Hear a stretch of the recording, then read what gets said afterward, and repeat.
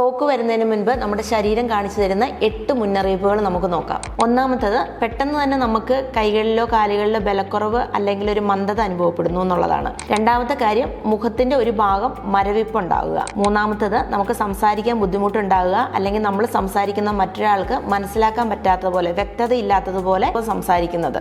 നാലാമത്തേത്, ഒരു കണ്ണിന്റെ അല്ലെങ്കിൽ 2 കണ്ണിന്റെയോ പെട്ടെന്ന് കാഴ്ച മങ്ങുക അല്ലെങ്കിൽ ഇരട്ട കാഴ്ച. അഞ്ചാമത്തേത്, കടുത്ത തലവേദന, പ്രത്യേകിച്ച് ഇതിനു മുൻപേ ഒന്നും ഉണ്ടാവാത്ത രീതിയിലുള്ള കഠിനമായ തലവേദന ഉണ്ടാവുക.